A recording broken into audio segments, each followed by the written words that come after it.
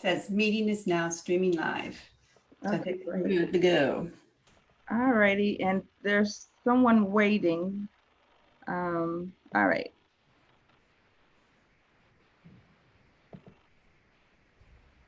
All righty. So I'll just keep an eye out for people who are coming in and let them That's in. great. Hopefully we'll see Commissioner Gaynor here shortly. Mm-hmm. We can, I don't know if you want to open up a.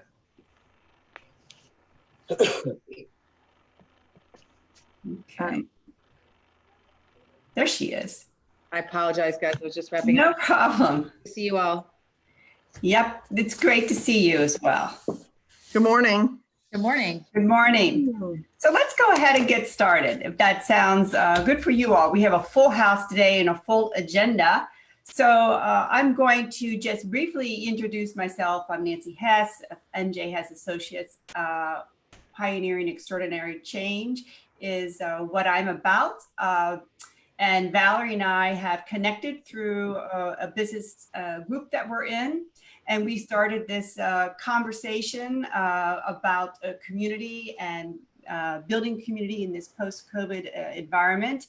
And as Valerie tells in her sessions, the original conversation that we got into was a little sticky within the group. It had to do with who should take the money and what does that mean in communities. So luckily, we found a real common bond in terms of putting our minds together and thinking about what it means to rebuild community. So today's session is about creating a new economic and social framework for resilient communities. And what I'm going to do is just briefly introduce Megan. I'm going to let each of the panelists say something more about themselves. Well, let me just briefly say, Megan and I have talked about the framework for this conversation. I came to know about Megan through her work with the West Philadelphia Skills Initiative. The information on her organization, I am going to put in the chat, Megan, the West Philadelphia Skills Initiative article, which has a lot about your organization and background. And she, I've asked her to help me put, these conversations together for this session because it's much broader and bigger than I could really wrap my brain around. So I thank you for that. And the other panelists that we have today, Commissioner Bridget Gaynor is here. She's with the Cook County Board of Commissioners, and I'll let her say more, but I know that she's an advocate for social justice and interested in social innovation, also chair of economic development. Tremayne Terry is here, and he's a partner of mine, really. We have been putting our ideas together on work around diversity and inclusion. He's also a consultant to organizations and A to Z diversity solutions. And he works in large organizations on supplier diversity and other initiatives. So he has a lot to bring to the conversation. Charlie White is also here. He's also a Pennsylvania partner of mine. He's an entrepreneur and thinker. He's also a technical advisor to organizations doing business with the state of Pennsylvania, specifically in the area of diversity and minority-owned businesses. He's also just a boots-on-the-ground kind of guy, advisor in so many areas. And Kristin Freeman is a phenomenon. I got to know her this week. She is a relationship extraordinaire. She's a wellspring of experience. She is founder of Project Forward, which and chief solutionist of a commercial quarter development venture in Chicago, Illinois. So there's a lot here, and please share anything about yourself in our session today that you'd like to add. There's 4 segments today. The first segment is really just an opening. And we'll talk about sort of what brought you to this place to get today. What is the connection between this session and what you do and think about? Segment 2 will be about what experience we can share that helps us understand what community might look like if we realize our best vision. Segment 3 what barriers exist that create tensions and questions of legitimacy and trust. And segment 4, a call to action. What types of actions do we want to advance going forward? And if we keep a tight look at, hold on the time, we'll have enough for a question and answer period where we can also invite participants into the discussion. So with that, I'm going to close. I'm going to open it up to Megan, who is going to talk a little bit about this first segment piece.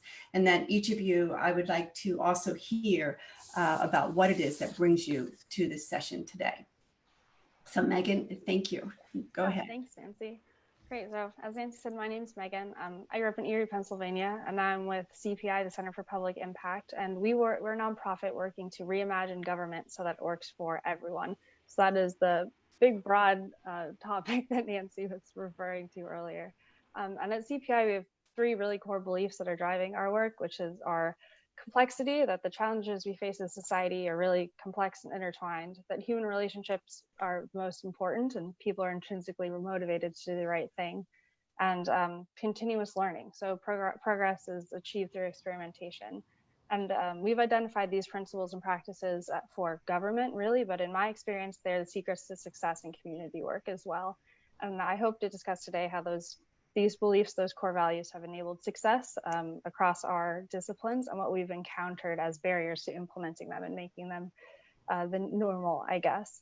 But more importantly, I think it's important to ground a framework in common principles and values so it feels more human, community-oriented, and less theoretical, like some of the frameworks I've come across in research that are very academic and hard to see how they apply on the ground. So I hope to take time today to really lay that mindset change out at the ground level so we can understand how to build a new economic and social framework and agree on what that would look like. As Nancy said, identify common barriers and share our experiences that help us all build a better path forward.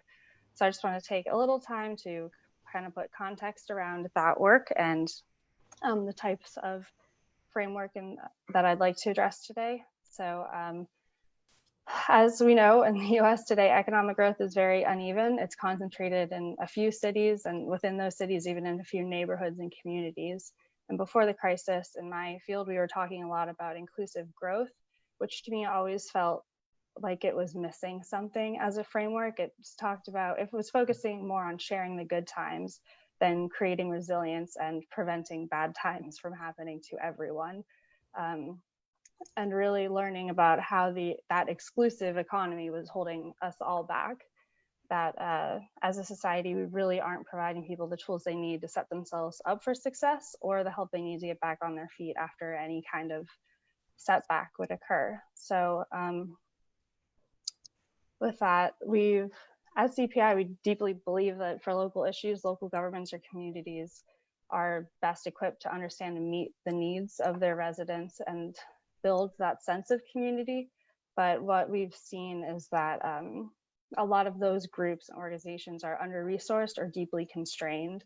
We as a society seem to be very concerned about optimism and performance against metrics to the extent that we've kind of boxed people in on what they're allowed to do. And what I would like to talk about today is how we kind of break those barriers and come up with solutions that are more catered toward the communities that we work with, and how to make that, which sounds more difficult, but as I've seen with my work in WIPSI, coming up with the West Philadelphia Skills Initiative, or WIPSI, is that taking that time and approach to actually learn what people need, it sets them up for much more long-term success, and you're investing less over a longer period of time. So this work is really important to us because there's definitely a risk of continuing the way we are now, right? We've seen reduced economic mobility. The cost of moving up and earning a higher salary has gotten higher and higher, as you've seen with college, or just access to training to get a higher paying or more stable job. So in Philly, for example, the city desperately needed EMTs, but a lot of people couldn't afford the $2,000 license to get into that position. And WIPSI was one of the few organizations actually linking those groups together. There were people that wanted that job, but there was a really, seemingly arbitrary barrier to getting them there. We've seen that there's been reduced prosperity and increasing income inequality in our society, and that's also leading to political instability and a loss of legitimacy. And that was all before COVID-19. So what we've seen since the crisis has occurred is that these issues and these trends have been exacerbated and really sped up. We've shown how our system disproportionately affects the most vulnerable, and shown us how deeply interrelated all of these issues are. And mostly that our system is fragile and slow to respond when we're in times of crisis.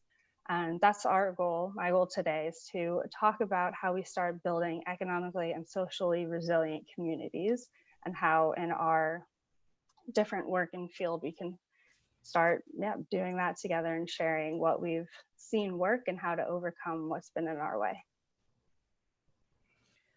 Thank you, Megan. And I'm going to just pass the baton on to Commissioner Gaynor to talk a little bit about what brought her here today. Well, thanks so much, everybody. Great to be on with you today, and always good to be talking about how do we build. And Megan, I appreciate your points a lot about doing a lot more listening.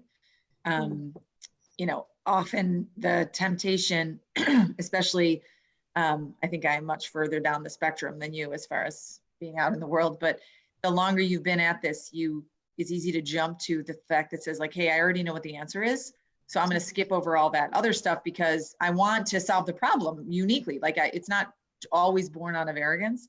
But I think the combination of creativity plus humility ends up with good options, because what you realize when you have multiple conversations, and many of us, have an organizing background, and so that helps to be trained in the discipline of that.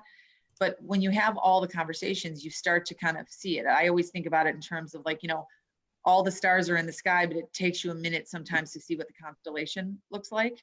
And then you really start to get it formed. And one of the efforts that I think about in terms all the time is I started the Cook County Land Bank post the financial crisis. And the initial view always is low-income communities don't have enough access to capital. No one will lend money to them. They don't have enough money as a community to actually conduct a market transaction. And there isn't enough expertise to actually execute on the building and the rehab and those functions. So we probably had 2 years of discussions. I didn't even know what a land bank was. We were dealing with immediate issues, boarding up of homes, vacant building ordinance, things like that. And, stopping foreclosures and evictions, trying to train people about what their rights were in terms of the banking process. But those conversations, what came clear was it was none of those things around capital or expertise. What it was the court system to take a house that was vacant, to get access to actually buy it, own it, and then to rehab it and sell it was so onerous that literally nobody who wasn't in the business of being in that part of the law and did it full time could ever navigate the process. People would just say, well, forget it. The unknown is too much. It might take me a year. I don't know what's going to happen. And say to many people, like, when a system is broken, you don't necessarily get people marching up to your door to educate you on how broken it is. They just walk away. And so you have this massive lost opportunity cost of what could have been but isn't. And now, the land bank is fully established. We do all of our work in communities that were hardest hit by the financial crisis and typically had been having subsidized housing. And, we have a $20 million budget, none of which comes from government or foundations. All of it is market driven. Our developer base is over 400, most of whom are African-American and Latino and from the community. And there is a fully thriving market, because what we did was not hand people money or subsidize the transaction. We reduced the barrier to entry and to a one-time, highly bureaucratic process. Once that was gone, then people marched in through their own volition. And anyone who's been in the organizing business has seen that play out over time. It's not about giving people things. It's about eliminating barriers. And then people you don't even know had the skills and capabilities walk in, and it gets out of this usual suspect trap we get into a lot in government, where oh, I have to go to this guy because they're the only ones who know how to develop in this community. Well, you have no idea who knows how to develop in this community. But if you don't make it impossible, the answer is lots of people. So when you disintermediate, for example, you know, if the skills we want are rehab and construction and selling of homes, but you disentangle that from expertise in the foreclosure legal process, the ability to retain a lawyer and tie up capital for a year, those skills are not relevant to the main skill that we need. So, you know, it's the same thing in looking at developing alternative workplace options like apprenticeships, which is when you disintermediate the skills required to do a job from the gating factor of a 4-year degree, which may have nothing to do with the actual day-to-day job. You know, it's the disentanglement of the barrier to entry that to some people looks like, oh, that's just the way it goes. But when you really ask yourself, what is the skill that I need to execute on the community benefit? And then what else does someone have to traverse in order to get to actually doing the thing of the skill that I say I need? And if that initial gating factor, if it's one time, if it's highly specialized, if it's really not adding any value, how do you pull that out of the equation to allow more people to be successful? Thank you so much. Yeah. I'd like to open it up to the other panelists. I'd like to hear from all of you in terms of what brought you here today. So feel free to. I'd like to start. Charlie, you go ahead. Pick on you. Oh, you heard me. I should have put it on mute. That's what happened. Heard me laughing back here. Yeah. Well, no, I actually is it Commissioner, or can I call you Bridget? But I think she. You should call me Bridget, please. Okay. Yeah. Okay. I mean, or nothing worse than that. So I mean, like if those are the options, I'll pick. Commissioner Bridget. Yeah. I've been called worse than both of those. So, oh, okay. Well, I mean, when you're out in the community, you get called a lot of stuff. No. But no, I think what I'm here for today is the aspect of small business as it relates to minority businesses, women-owned businesses, veteran-owned businesses. With this new COVID thing, there's been a lot of apprehension around procurement, contracting, just because it's emergency services now. So you don't necessarily have to go get minority businesses to do or compensate for any of the work. And they're being left out in this equation.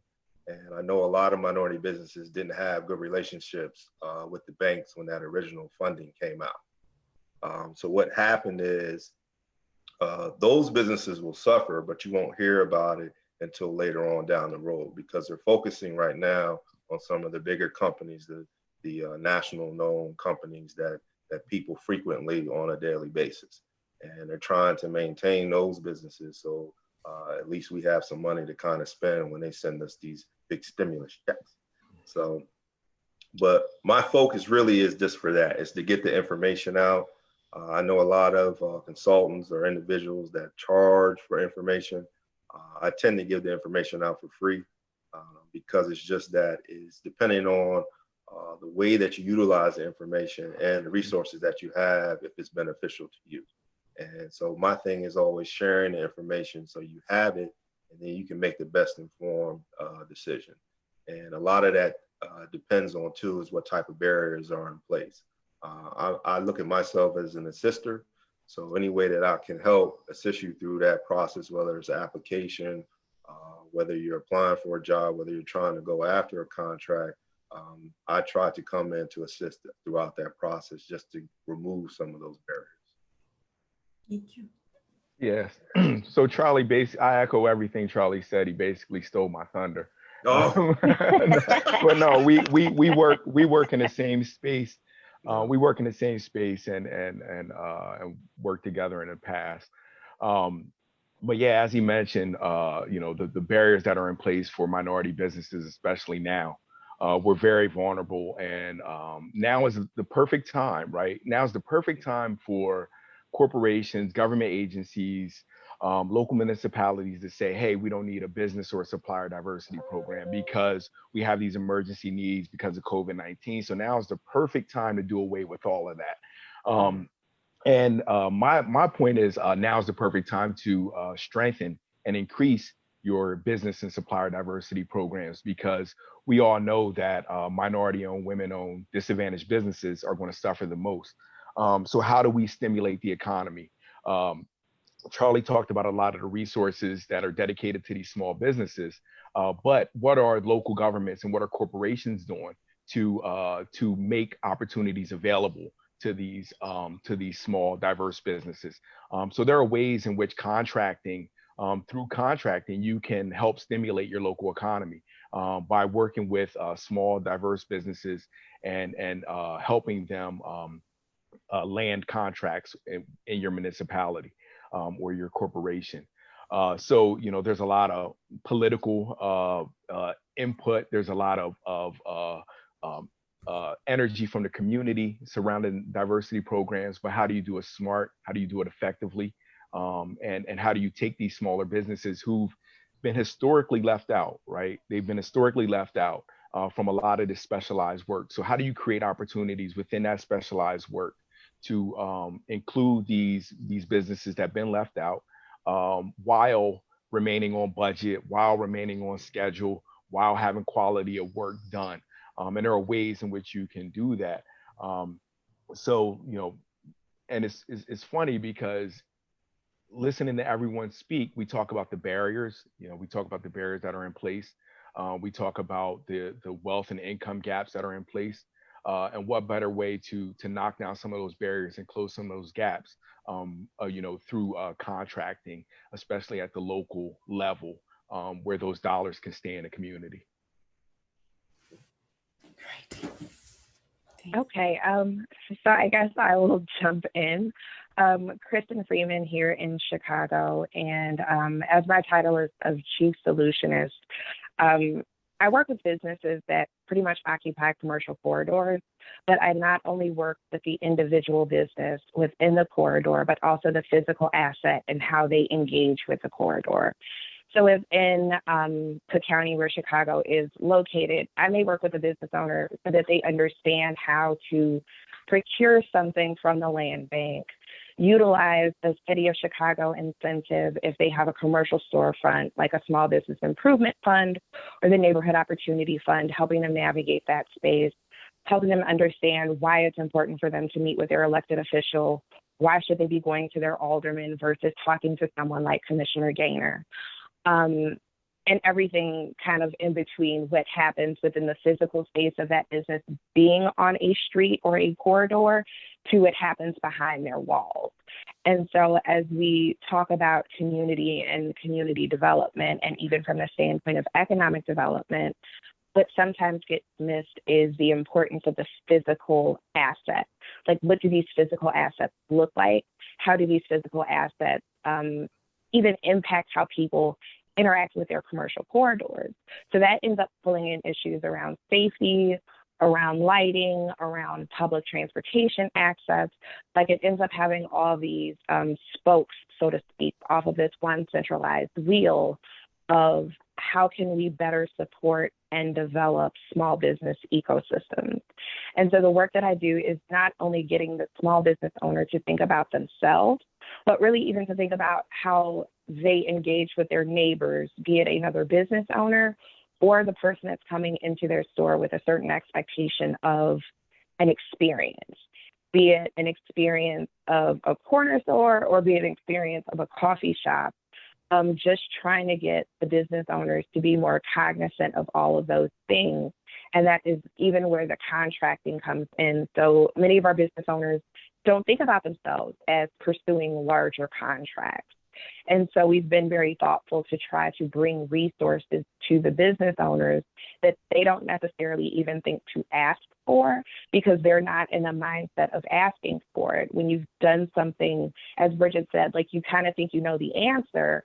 It's not just the practitioner to behave in that way, but in some cases, it's the business owners. Like, they think they know the answers. they've been in a multi-generational business that has been doing XYZ for so long, or they've had friends and family who have told them that this is the way to operate.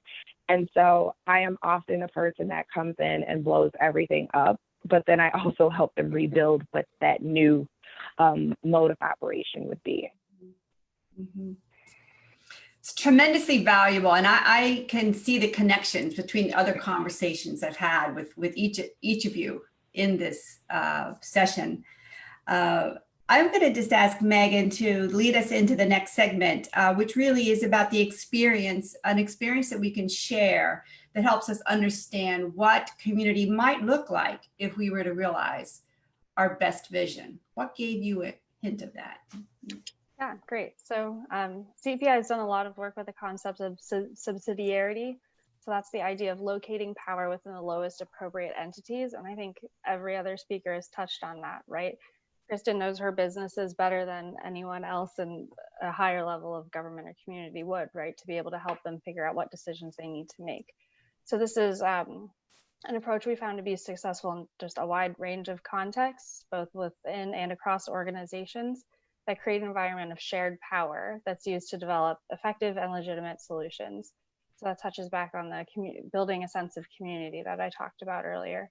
And subsidiarity is a successful way that we've seen it is usually characterized by thinking systemically. So as Bridget and Kristin both mentioned, there's these really huge programs that you have to understand to be able to move within. And it's not that people don't have the skills to achieve what they want to, but the barriers or understanding how to get into that system in the first place is really confusing. But we also know that each community experiences those barriers or has different, lacks different sets of skills to overcome them, right? So that's the subsidiarity is understanding the whole system, but figuring out the local context to address the unique barriers to that community. We also love it's also characterized by challenging unnecessary hierarchy and collaborating across boundaries, which is exactly what Bridget's story reminded me of, right? There's the unnecessary burden of that process, but being able to collaborate together and remove those boundaries has unlocked a whole level of entrepreneurship and collaboration that was impossible before. And my favorite thing about this approach is its assets and strength-based approach to solving problems. So rather than coming in and saying, here's what you need to succeed, or here's how the system works, it's more asking, what do you have available and how can we support you in bringing that to the next level, which I think is a mindset I heard from everyone earlier, right? Is we all know how many wonderful assets all of our communities have. It's just a matter of figuring out what they uniquely need to support them. And that's doesn't sound revolutionary, but I think in the system we have today, we definitely struggle to recognize the true nature or root causes of a lot of the challenges we face, and that the system really fails to tap our collective human potential. It's based more on the average experience and solving for the average experience and understanding what any unique barriers for a community or a person, individual could be. So, sorry. It's also caused, in my experience, really big deficits in effectiveness and legitimacy. So in the West Philadelphia Skills Initiative example, the workforce system in Philly and in many cities is really hard to navigate, and it's not necessarily taking that assets-based approach of how do we get you into a job that's best suited for you, but because they've at WIPC have been able to form an intermediary that's slightly removed from that system, but still able to take the advantages of using federal money to help people pay for skills or certificates they need to get better jobs, is that they're able to address each individual. There's a big focus. Oops.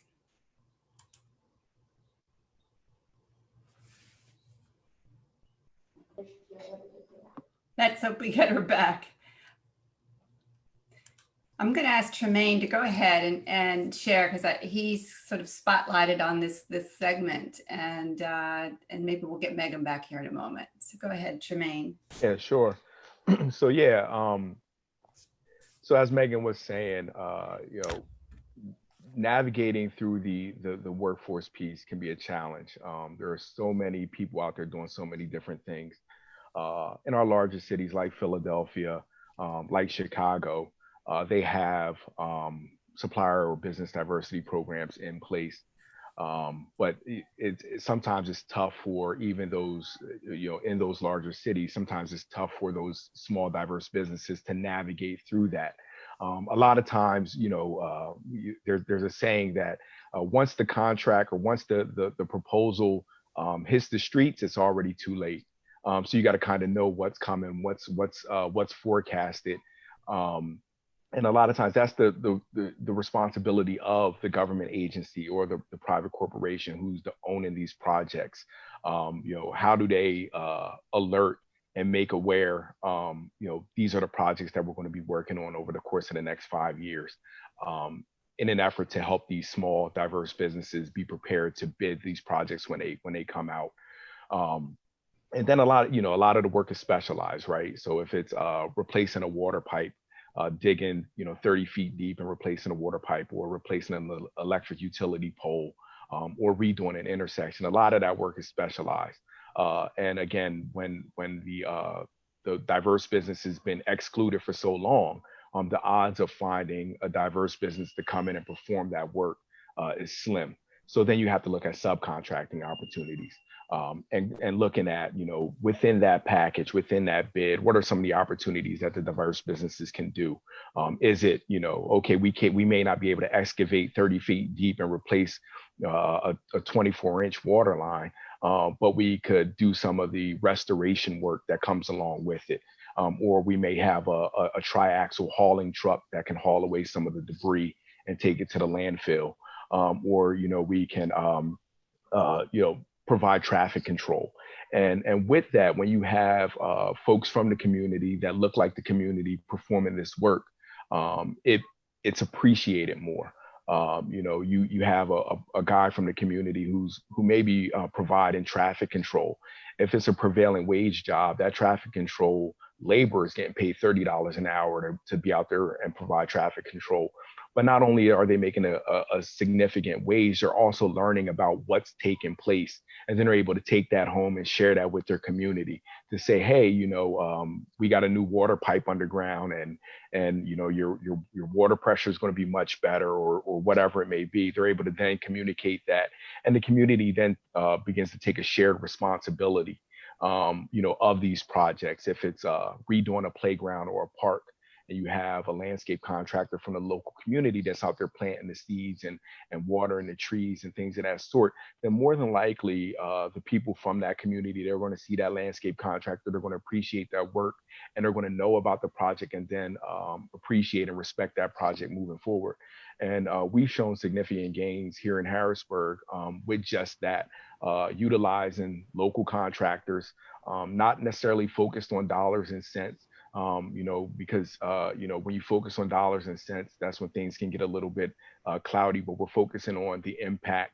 If that landscape contractor's piece of work is only worth $20,000 in a $2 million project, then so be it. Then that participation level is going to be that $20,000. We're not going to try to create work or have a contractor come in and perform services that they can't perform.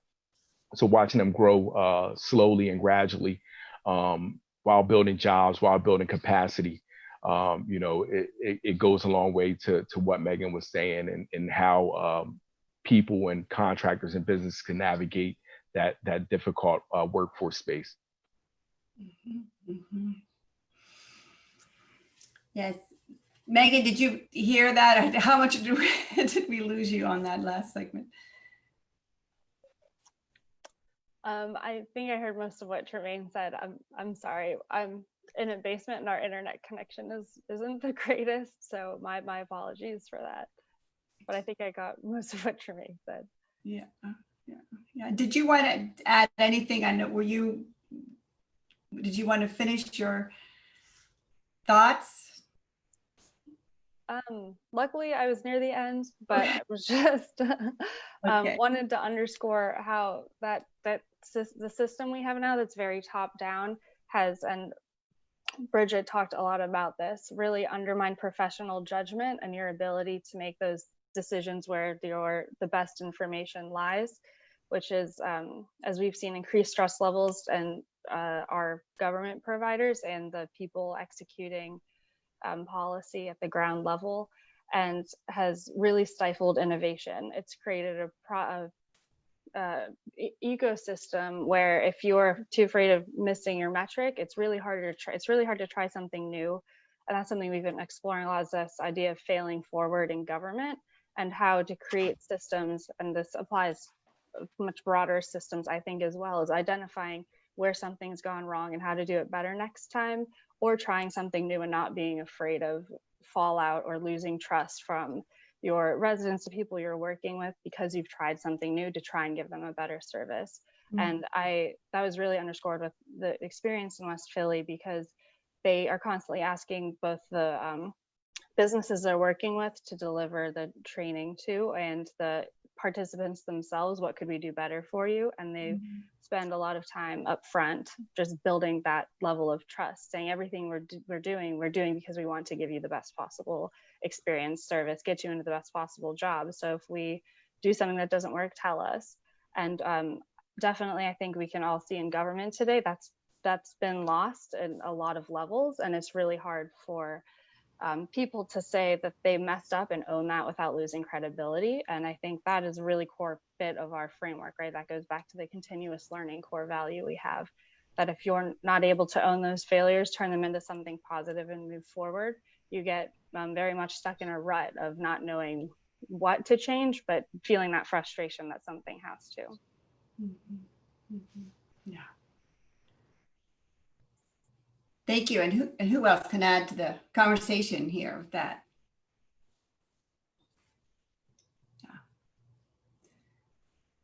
Yeah. I do love a good conversation about subsidiarity, because I'm feeling like you must have had some sort of public schooling in your background, or I don't know, some engagement there.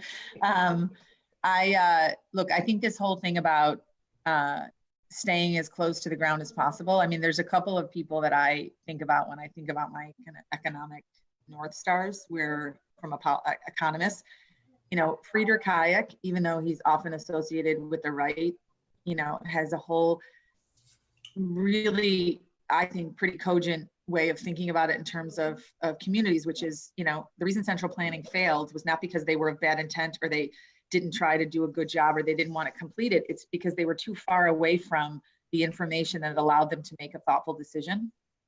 And the further you get away, the fact that stuff pulls out of focus.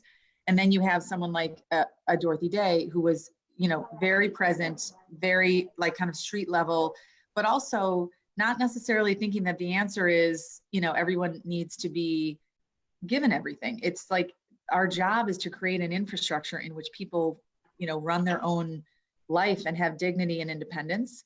That is the task. And so I think that often, if you're trying to engage in a context of, you know, creating justice or moving forward an economic path in a low-income community, it feels like the shorthand is, I need more from fill in the blank, the government, foundations, others.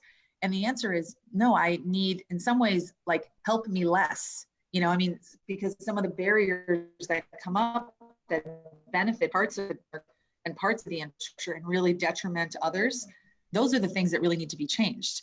You know, the tax foreclosure system in Cook County is straight up another version of redlining. It is 100% racist because it has a wildly disproportionate impact on African-American communities, but nobody looks at that as, you know, that's like a racist policy. They look at it as like, oh, well, it's what happens when people don't pay their taxes. Yeah, but the law was changed in 1,000 different ways to benefit some people and not others. And that is not unintentional. And those are the things that need to be dismantled, because otherwise there isn't enough money in the world to circumvent those barriers that are put up. And so I think, you know, whenever you see a market not functioning, it's less because people can't figure it out, and it's more because some structures in the middle that makes it unnavigable for regular people. And I don't mean like, I mean even people who do this for a living. So I think those are the things I think about in terms all the time. But I think that's the That's the main key, is that there has to be that diversity. If you're in a room full of all older white men, older white women, and we're talking about going into an inner city to work with Latinos, Blacks, there isn't anybody in that room that has that thought process to think outside of the box. So you're going to get the same results, the same end game is going to be there because the intentions aren't in place. And the people that need to be in the room aren't automatically there all the time. I mean, there may be a couple here and there, but at the same time, when you're talking to specific groups of individuals, you're talking about going into communities of color, they like to see representation. I like to see representation. You can't tell somebody to do something different if they don't see anything different.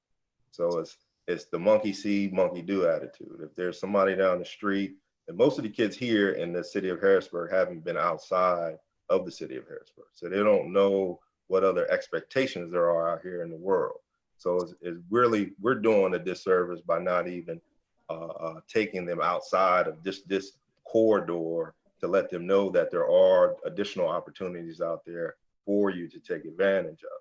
And I think what happens is, a lot of times, I look at student loans, for instance. They give forbearance and forgiveness for teachers that want to go into communities of color. And they generally go in there just to get that forbearance. They work those 3 to 4 or 5 years, and then they jump off to another higher high school, higher elementary school with less problems, more resources, and they don't generally stick around to help.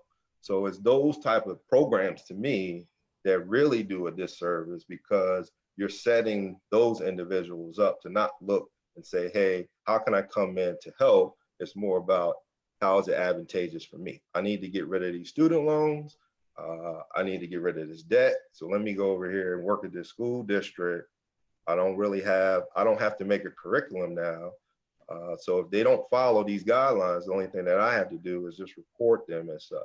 And it just makes the process, it really muddies the whole process. And I think that's why me and Tremayne stick so much with the aspect of construction and contracting, because there's so much subjectivity with that you can incorporate people, but we know that they just don't want to. When I say they, it's bigger prime contractors, bigger white-owned companies that don't want to incorporate minorities into this game. But I think that's generally how you're going to build back these communities, because a lot of people aren't traveling now. So you have to utilize the people that are around you to build back your community and build back your resources.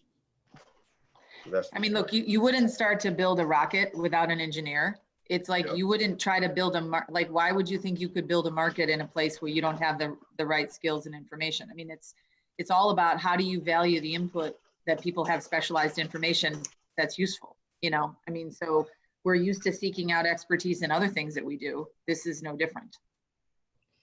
But valuing the input is extremely important, because in many cases, localized input is not legitimized. It's considered illegitimate. It's considered, whether you want to go into the conspiracy theorist consideration, it just is not often welcomed and or lifted up to be acknowledged as needed, necessary, and relevant in many of the situations that we all are talking about.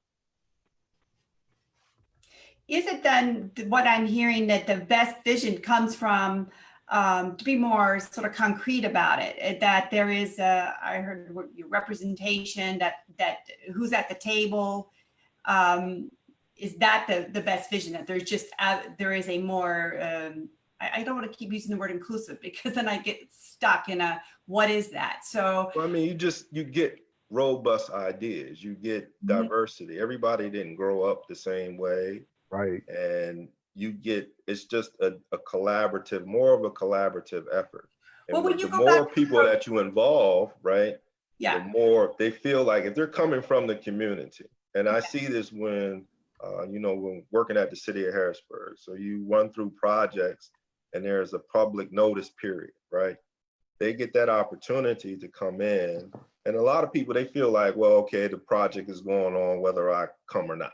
But that is your opportunity to voice your concerns and give your input as to what you want to see in your community.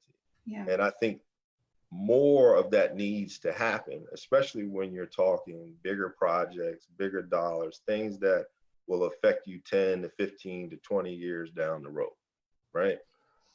Okay. That Right. you can't visualize right now. Okay. And yeah, inclusive at that community level. You know, I know Charlie's dealt with it. I've dealt with it, where we may have a diverse room of decision makers, but even me, I'm removed from the community that we're impacting. I haven't lived in these neighborhoods in 30 years, so I'm comfortable there, and I'm able and willing to go back into those communities. But you don't need to necessarily even hear from me. We need to go into those communities and talk to the people there about what they want to see and how it impacts them. So even, you know, taking it down a few levels where we can diversify the room, but even more so at that community level and bringing in the right people from those communities to speak on their behalf. Right. I was trying to convert, sorry to interrupt you, Charlie, before. I was trying to convert what you were saying to a best vision. So for instance, if a school would say, we really are not interested in teachers who are here to pay off their student loans. I mean, I'm trying to think about how you kind of, re-engineer. Well, everything to me is based off incentive. The reason they're doing that is there's an incentive to take the loan debt off of me. So in that case, the school district and most school districts that you're going to, they're already hampered financially. Yeah. But they have to come up with something that is beneficial in order to get those top tier teachers. Yeah. Right? Yeah. They have to come up with something outside of the box to say, hey, we offer X, Y, and Z. It may not be the salary, but our benefits package will beat anybody, within the state. Something to that effect, where they're offering transportation, where they're offering, different hourly scheduling for them. I mean, but something whereas you don't feel like you're just getting the bottom of the barrel. They're going to leave in 2 or 3 years, and they're not really here. Like mentally, they're not here. Physically, they're not here. It's just a body that's showing up in a seat, and it's warm, for a couple years, and then I'm going on to somewhere else. But Charlie, isn't that almost expected, right? Especially if you're trying to get these teachers on the back end. They went to school, they got their certifications, they're able to be teachers. So I think a better solution is catching them on the front end, trying to get more minorities from the inner city, to pursue careers in teaching, to pursue careers in policing, to pursue careers in fire, or fire protection, to pursue those public services that we need to try to encourage those students, that are graduating high school and push those into those fields so that they'll be the ones that's coming back to their neighborhoods and teaching, and they'll be more invested. Yeah. Putting your resources there, maybe rather than on the back end, and trying to have teachers who have no intentions of staying and trying to convince them to stay. Yeah. Let me just. I don't think it's an either or. I'm sorry, Nancy. No, you go ahead, in Kristin. both of those situations, I don't think it's an either or. I think it's a both and. Because there really is nothing wrong with quote unquote innovators coming in and out. Because sometimes, like if you've done this work or you've lived in this neighborhood, you don't necessarily have the freshest eyes. Because as we kind of get inundated with certain things, it becomes a status quo or it becomes a norm. So it's not necessarily bad to have outsiders, but outsiders do need to be taught what expectations are, and there is a certain level of expected performance. And then as far as like growing local, that's a much longer trajectory, because the reality is you're overcoming rationale as to why people have decided not to pursue these things. So on the front end, and as a shorter term solution, it might be easier to import in talent while you're building your talent pipeline down the long term. But in many of these situations, I am never an either or type of person. In most cases, it's a both and.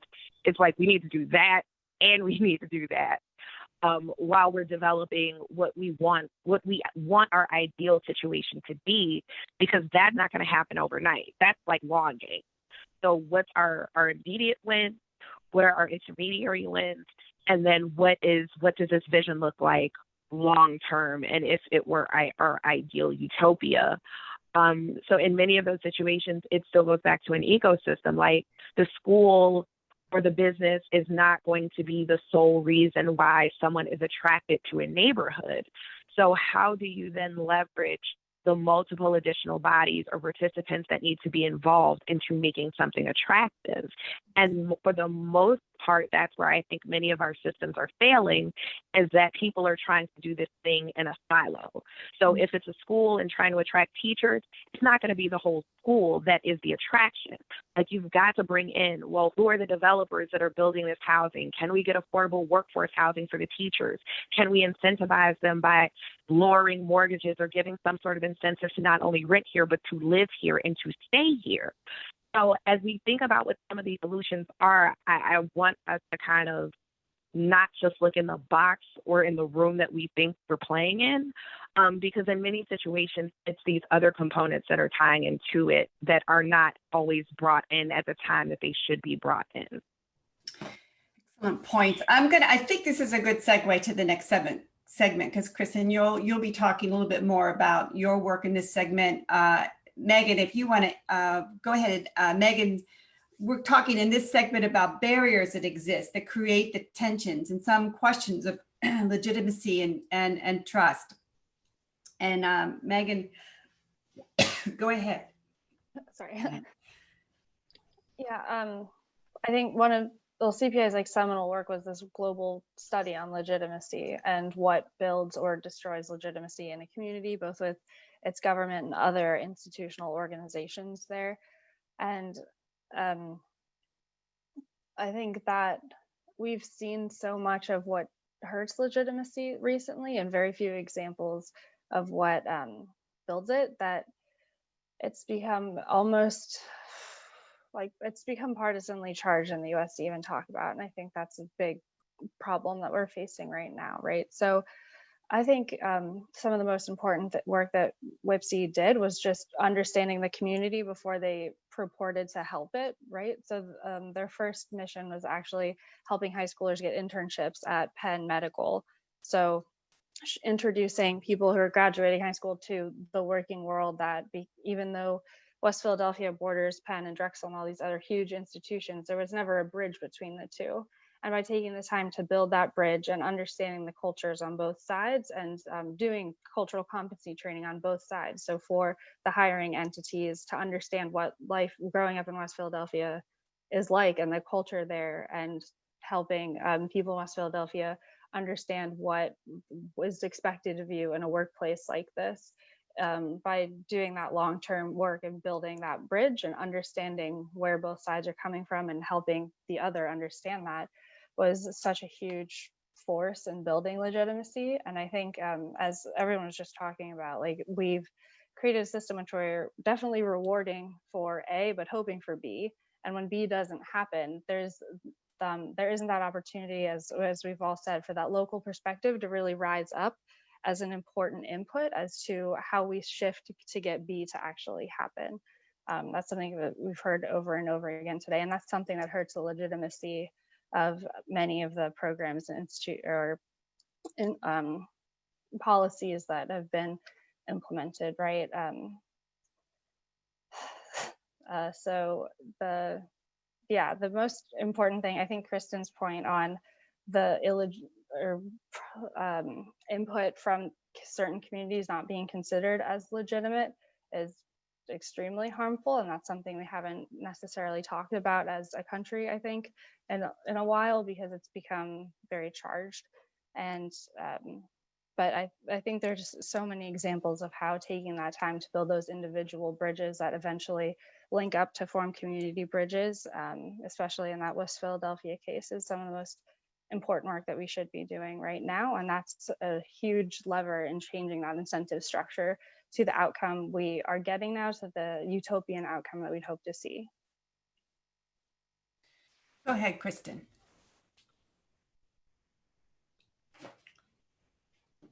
So I think that part of the reason that barriers do exist is because everyone has some level of wanting to feel included in something. So I believe that barriers are somewhat of a natural part of process, but the issue becomes when these barriers start to exist on their own and then they become systemic for very pointed and manipulative purposes. And so as we're talking about building legitimacy and trust, it's very hard for a community to feel like someone is doing something in their best interest when the process isn't necessarily taking into account what the lifestyle barriers may be. So many times, at least in Chicago, you've got community meetings that might happen at 6 o'clock at night. I might not even be home from work at 6 o'clock. Some of these meetings happen during the day, and I'm not taking off work to go participate. The distribution outlet for the notifications of the meeting, like you already have to be on someone's email list. So if I don't have any engagement with you and you're sending out an email, I'm not going to get the email to be engaged with you because I'm already not engaged with you. So some of the mechanisms of outreach are really, they're not always like poorly thought out in the sense of we just don't want to include people. It is because there is that lack of diversity to say, hey, have you ever thought that if you still have a day job and you're working until 5:30, you can't make it to a meeting at 6 o'clock? So some things are just not people being purposefully malicious. It is literally a lack of somebody on the team saying, this is an issue.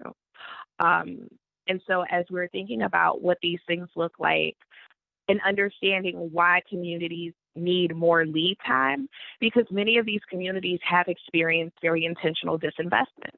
And so as we're talking about some unintentional investment, there has been in Chicago and most major Black metropolises very, very specific incidences of intentional malfeasance, intentional destruction, intentional withholding of resources.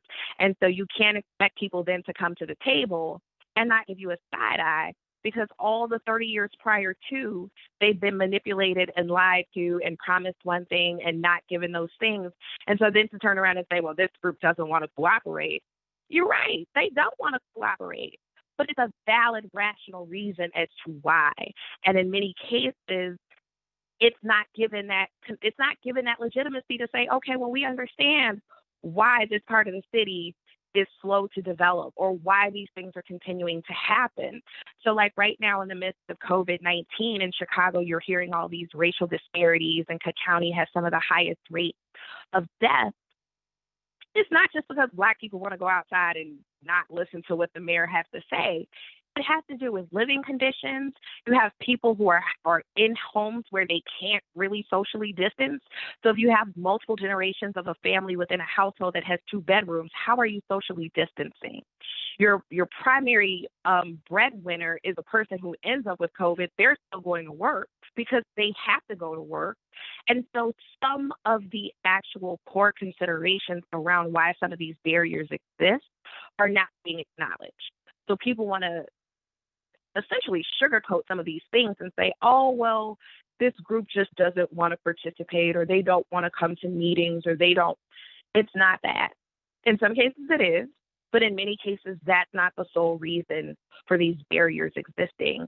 And so some of the folks who are at the tables making these decisions need to be very, very cognizant of the history of the space that they're in. Why does the community behave the way it does? And in some cases, it's not even just the whole community. At least in Chicago, there are very specific streets within communities that have very specific histories that then dictate how these things move forward. And without any understanding of that, to have a lot of times city planners come in and they're looking at a map and they'll say, oh, we want to do this thing for the city. And very often, if I'm one of those people, I'm like, yo, that's not going to work. I need you to come down to the community. And so a lot of times folks don't want to leave their offices. They're making decisions behind computers and maps and spreadsheets, but many times it requires walking in these neighborhoods and having multiple conversations over long periods of time. And Megan, as you said, like in some cases, the metrics don't add up to that, then that means we need to reevaluate what our actual metrics are. Like, what are we saying measures of success look like? And so from a small business perspective, it's always jobs created, jobs retained, how many new businesses were started. And at any point where I have an opportunity, I'm pushing for alternative metrics of measurement. So there is often something intermediary before a business in an urban or underserved community actually incorporate. Why? Because that's another barrier. If the city of Chicago is charging you $300 for your business license, the state of Illinois was charging $250. So I at least have to have $500 to be seen as legitimate in the state of Illinois. That might take me a little time before I actually do. And then if there are other considerations, be it child support, student loans, any money owed to any government entity, it then becomes another barrier. So there will be rationales and reasons that communities are, quote unquote, not participating. But I do think the onus is on some of the people who are within the planning process to understand why these barriers exist and determine how to get the information into the hands of people that can help to legitimize, from the local perspective, legitimize the participating parties to say, hey, these people are good people, they're doing some good stuff. That message can't always come from the people who are trying to do whatever that thing is. The people need to empower the locals, the indigenous, to not only be a participant within the process, but also to spread the messaging and convey it in the way that it makes the most sense to the people you're trying to get engaged.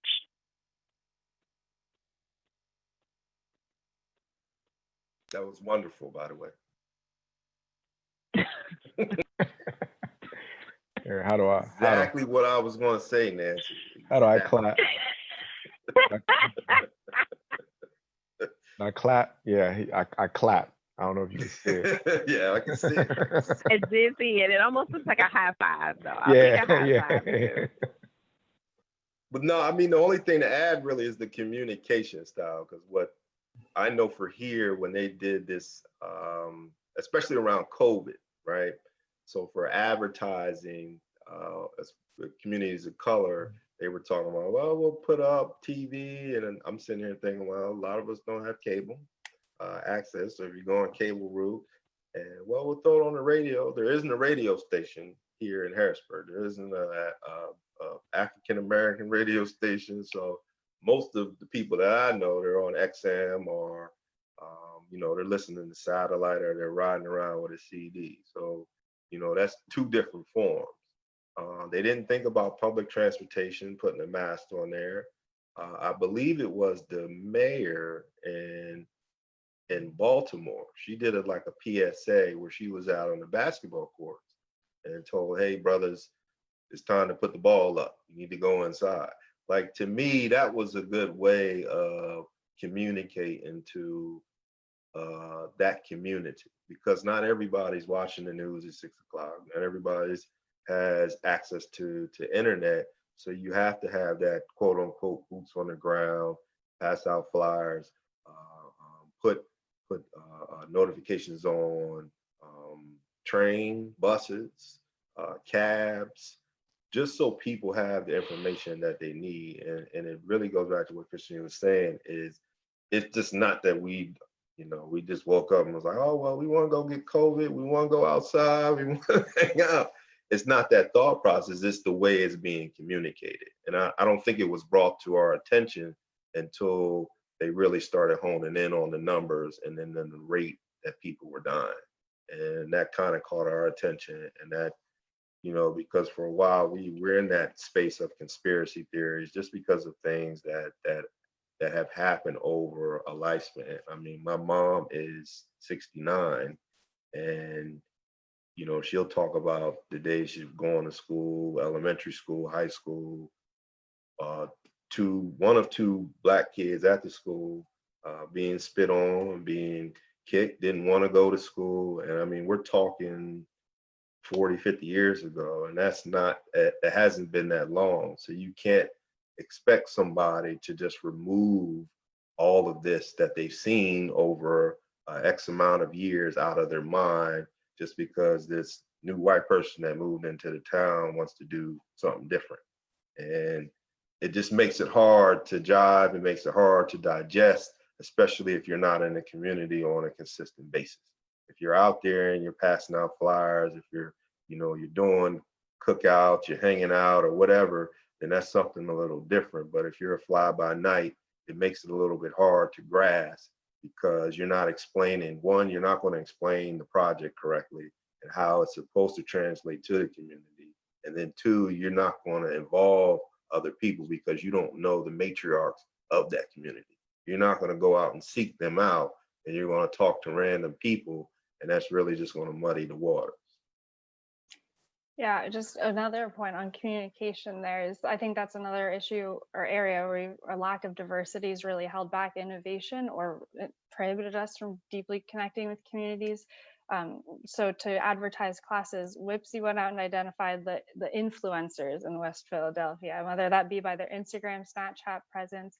That was the best way to communicate with large swaths of people. Like Charlie said, not everyone has TV, listens to radio, that kind of thing. So the way kids communicate now is through these apps, whatever, that have definite, clear influencers. And as Charlie said, like the matriarchs of the society, right? Who's deciding what is seen as legitimate?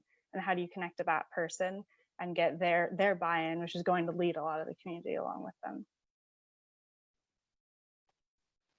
I think as it relates to COVID, I think some of the early messaging definitely did more harm than good. More harm than good. What was the first set of questions that they were asking? Have you traveled abroad? Have you traveled to Northern Italy or China in the last 3 months? People in our community, we're going to answer that question, no. Have you come in contact with anyone who's traveled abroad, who's been in China? People in our community, the answer is no. So we thought we weren't at risk. Just because of, okay, I don't know anyone who's been to China. I haven't been to Northern Italy. So our community, we're not at risk. All the while it was just spreading like wildfire throughout our community because we were the ones working those service jobs on the front lines, being exposed to people who were exposed, not having access to healthcare and things of that sort. So it was just, and weren't able to socially distance. So it was spreading like wildfire through our community while the wrong questions were being asked. As it relates to legitimacy, I think, being transparent, again, and I'm going back to contracting, and that's why I said earlier, being transparent with what are your 10, 15, 20-year plans as it relates to projects that are coming to the neighborhood, and not necessarily chasing a dollar. Every city has this big, has a big project, right? A $200 million building that's going to be constructed, right? So, you have the whole community, they know about this big project that's going to be constructed. And, you got the politicians and you have all these folks talking about this project. They're saying, oh, we want to have minority businesses work on this project. And then you get, a significant amount of participation on that project, let's say 20%. And everyone's cheering and we're happy. We got 20% minority-owned businesses working on this $250 million project. But you don't have another $250 million project for another 20 years. So a lot of times that minority-owned business that worked on that project, that was their first and last project that they're going to work on. You're not picking up all the $1 million, $500,000, these smaller projects that also come that aren't met with the same amount of fanfare, with the same amount of eyes or focus on them. So you have these projects that are slipping through the cracks for the next 20 years. And then by the time your next $250 million project comes out, again, you're starting basically from ground zero. So I think being transparent, letting people know what your plans are, actively engaging, going out and meeting and finding out who's out there. Again, that's how you build that legitimacy as it relates to the contracting piece, not chasing a dollar, not, patting yourself on the back because you got 20% on this once in a lifetime project and you won't get anything else afterwards.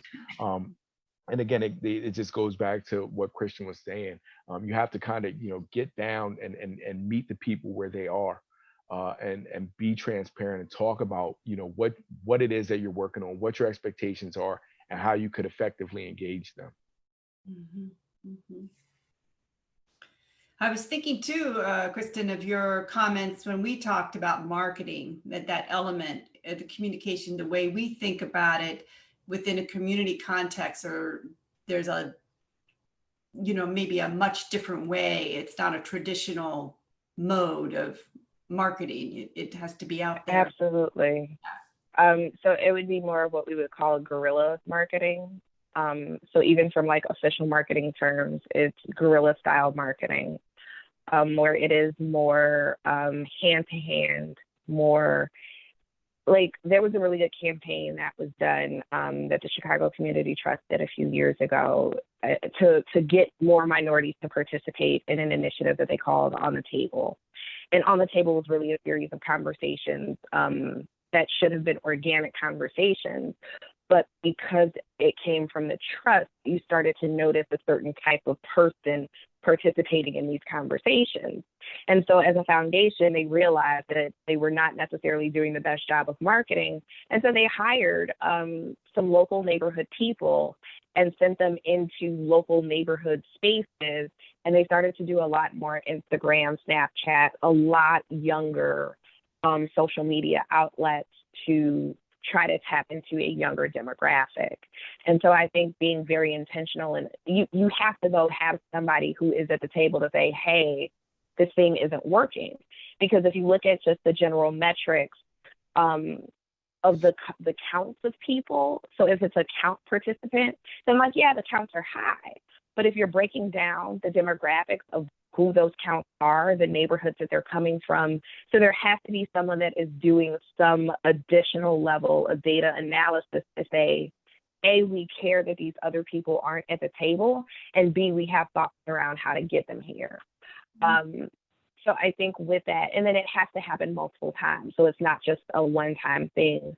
The mayor here is doing way more social media than any previous mayor. Some of it hits the mark, others doesn't, but I can appreciate the effort. She's on TikTok. I got 2 kids and I refuse to be on TikTok, but the mayor has done some things on TikTok. And then I found out not only did she do the video, but she hired a group of kids from a certain community that participate in this media program. So it goes back into the legitimacy of not just doing the social media video, but the kid that shot the video has legitimate neighborhood contacts. And not only are they going to promote the video, but it's like the person who now has done it is like, hey, pay attention to what we're doing over here. And it's way more legitimized than it coming from the mayor's office or from the mayor's social media account. Mm-hmm. Mm-hmm. Yeah.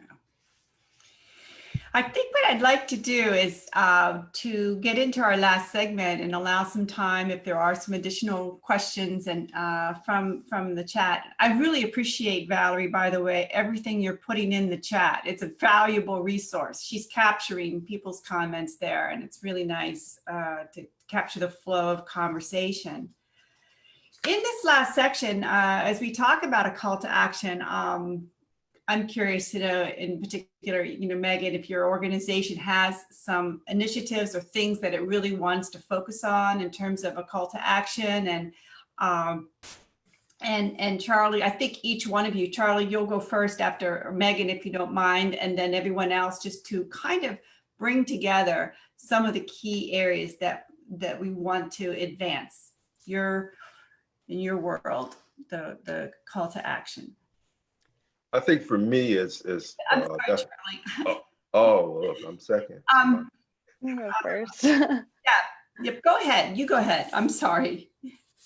No, I was just going to say, I think for me, it's the policy aspect.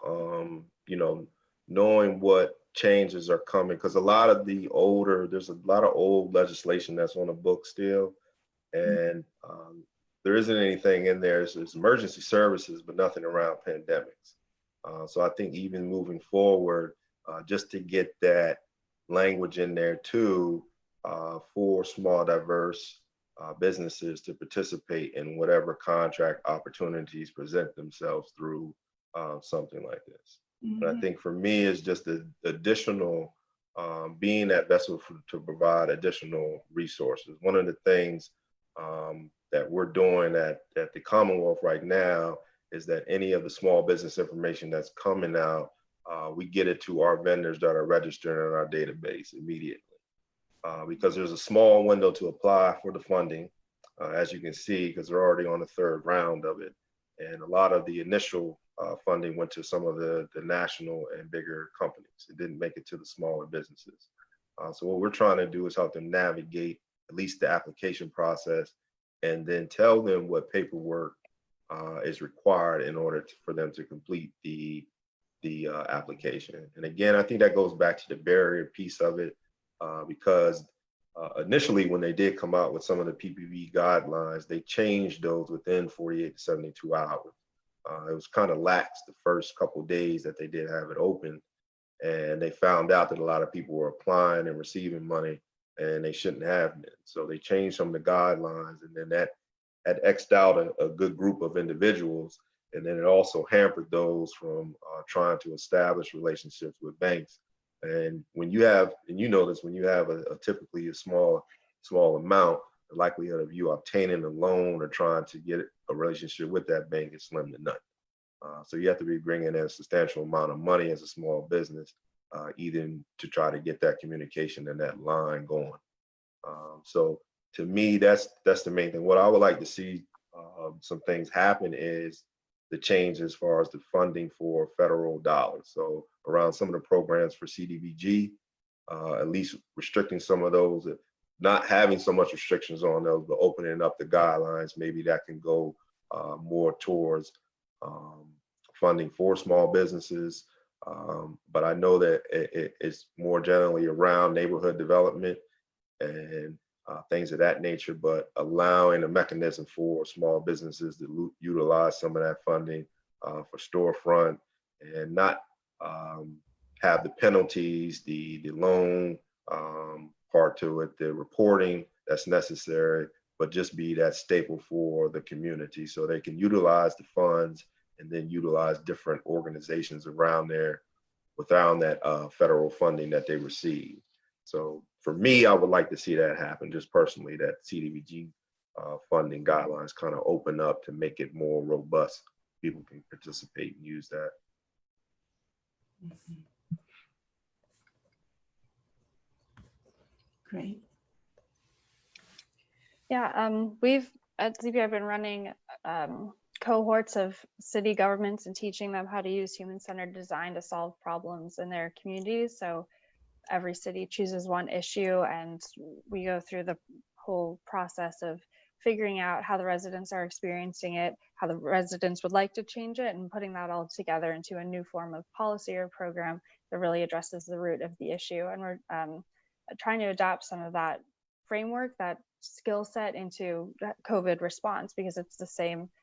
It should be the same approach, right? You need to be figuring out what's actually going on and how people need to be supported before you either throw money at them or say you're throwing money at them and then it doesn't get to where it needs to go. So a lot of our work now is focusing on bringing cities together and learning from each other about the COVID response and building that skill set of how to identify root issues and respond to them in a way that actually helps solve the problem for the people they're trying to solve it for.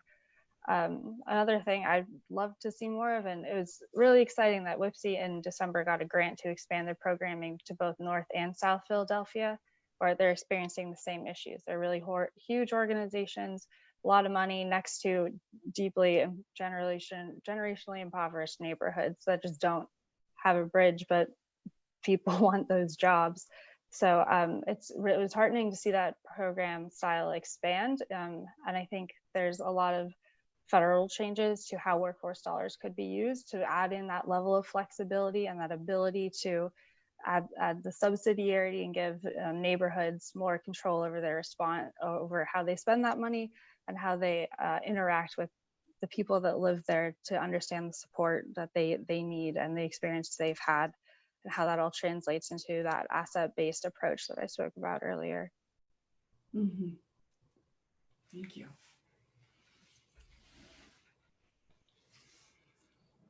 It's very interesting, human-centered design. That's a whole nother topic. Yeah. Go ahead, Tremayne, will you speak? Yep. Yeah, I'll be brief. I do have another call in 10 minutes, but I think out of this, what I would like to see is, as it relates to business diversity, supplier diversity programs, it doesn't have to stop at the federal or state level or large city level. Large cities like Chicago and Philadelphia and states like the Commonwealth of Pennsylvania or the federal government, it doesn't have to stop there. Smaller local municipalities, counties, a lot of our institutions, hospital systems, they have a role to play in this as well, especially if we're looking to create a network of capable, diverse suppliers. You can't just wait on these projects that come from the city of Philadelphia and think that maybe winning one project a year, if you're lucky, is going to make you a sustainable contractor, because it's not. So the universities, the hospital systems, and the smaller local municipalities, especially if you serve diverse communities, they have a role as well. And then with that, a more uniform approach. It's as a small, diverse business, if you're going in and you're trying to work in the city of Philadelphia, they do it this way. Then if you're going to try to work in the state of Delaware, they do it this way. If you're trying to work in Pennsylvania, they're doing it this way. Harrisburg's doing it this way. You're trying to keep track of all of these different programs that you have to work in. That becomes a barrier itself, not only for the diverse contractors, but the primes as well, the majority white prime contractors as well, because they have to keep up with it too. So a uniform approach that everyone is involved in to create that network of capable, diverse suppliers moving forward in an effort to stem the impact that's going to be had from this economic shutdown that we're in. Mm-hmm. Kristin. Yes. So I want to see more intentional knowledge sharing amongst practitioners. So some of the things that are being mentioned, I know are happening in silos. So Chicago is tapping more into what we're calling the anchor institutions, the universities, the hospitals, that sort of thing as contracting considerations. As a person who's managed a special service area here, but it's called a BID or a business improvement district elsewhere, I've been very intentional about hiring local. So using what we call our SSA, using SSA dollars to do the services and provide, and that kind of being a springboard into other things. So part of it is somebody has to be thinking through this as an ecosystem, not just this one thing here, this one thing here, this one thing here. A lot of these things are really drawn together and can be continuums, be it for how we develop our small businesses in these communities or how we just look at community development as a whole. It's too fractured at this point. And I know it's hard to go wide, and you typically need to go deep so you can be an expert, but there still needs to be people who are thoughtful about how these systems actually function as a whole and how they actually do play into this ecosystem development. So I would like to see more of that, because in many cases, a lot of the funding is tied to geography. A lot of the funding is very place-based and place-focused, where there are some issues that are just issues because you're poor or you're impoverished or you're Black or you're a minority that cross places, and then it gets a little more nuanced because of the particular history of the location. But I do think there is a way that we can really consistently host conversations like this and provide toolkits that people can utilize in their communities and really see what has worked in a fairly easy way. That would be helpful. I think that was, one of the ideals that when Valerie and I first talked about these sessions, is that these could be resources, these conversations could be resources that communities could then start within their own communities. There's so many launching off points, and one of my trepidations in this session was that there's just so much, and each one of you come from just a really deep experience, and I just appreciate so much that you're able to just in this small small space here and time frame able to share and relate to one another. And I think that's the ideal for me. That's the call to action. Go back and have these conversations in your own communities.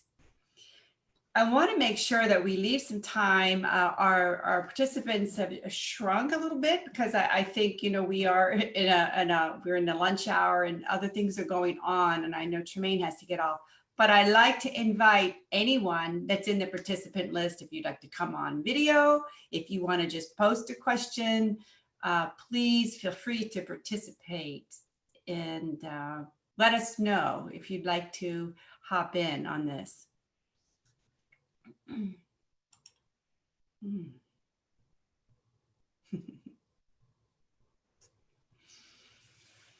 We've got resources posted. I think this chat is just rich resources in our chat list today. So, and Valerie and I are going to be taking these conversations as well and trying to develop them into some smaller bits and sound bits and information bits that we can also distribute. And so we'll continue to use the resources and also just the conversation, the points that are made here as jumping off points for our own work. I can't thank you enough, all of you, for joining today. I know it's been a real commitment, and it's been a thrill to get to know everyone in this, and just great thinkers, and just I admire all of you for what you're able to, the energy you're able to bring to this topic. And I'm going to invite Valerie too, if you want to say something too. You've been studiously capturing comments, and she's getting ready for another session too. Got another session coming up on also call to action. Okay. I want to say thank you so much to our panelists and everyone who was able to join us, not only here, but in Facebook, on the Facebook feed. We hope to have some comments from you guys from Facebook, as well as anyone who is still standing. We're going to, as Nancy said, take the time and pull together salient points from all 4 of these sessions and share those out. We're not going to say they're quote unquote best practices, but we will say that this is stuff that is working in this time and season right now, you know, as we morph. I really, really appreciate the richness and the diversity of the comments. And I think that what you've shared is going to be very, very helpful for us in the last session, where we talk about ways to tie community action with policy and advocacy in order to affect change that will make a lasting impact beyond COVID-19. So I'm gonna take time and pour through, and you should hear back from us next week with the compilation of everything that's happened. If you have any additional resources you want to share, if you want us to include your contact information, you know, we can also share your bios and contact in that packet that we share out. But again, thank you so much. And thank you, Nancy. Awesome, awesome job of facilitating. Like, had a lot to pull in here. A lot of talent. This is like the old San Francisco, what were they? Was it the 49ers? 49ers. You Yeah, mean the San Francisco, Philadelphia Eagles? Eagles, yeah. I thought you were talking about the Philadelphia Eagles. That's all we talk about around here. Yeah, that's the only channel we get. We don't get that San Francisco stuff. Whatever team Deion Sanders was on, so that gives you some indication of how Atlanta Falcons. I thought he played. Did he play for Oakland at some point? Yeah, he did. Okay, well, whatever. That team that had all this raw talent, right? And you had a wonderful coach that pulled it all together. You had all these Mavericks. So we had a bunch of Mavericks present today, different ages, different locale. And it was just awesome. Great cross-pollination. And I'm deeply honored that you guys chose to spend time with us. Thank you. So if there's any contractors on the line, the Army Corps right now, I know people have been asking, at least for us for the State Corps, I put their link on there, but the Army Corps engineers, Oh, great. they're usually I know they came here for the state of Pennsylvania to help with our response. So they're the ones that are going around building these acute care sites. They're not really like hospitals, but they're kind of the sites that people will go if they're not really a COVID-19 patient. So, but they're looking for a lot of market research on there regarding specific areas. So they're doing some research on some sites, shuttered sites that have been closed, as far as hospitals that have been closed. So with that, I just wanted to provide that resource because there are some opportunities out there for all 50 states. Okay, awesome. Thank you so much. I'll check it out, and if need be, share it with some folks who might be qualified to participate. Thank you. All righty. Right. Thank you. We'll be You in want to touch. hop off, ladies? Yeah, thanks so much. Thank Wonderful. Thank you. you, Yeah, see you Megan. later. Wonderful. Appreciate it so much. Have a good one. Thanks so much. Yeah, have a good rest Have of your a day. good one. All righty. Bye. Bye-bye. Bye-bye.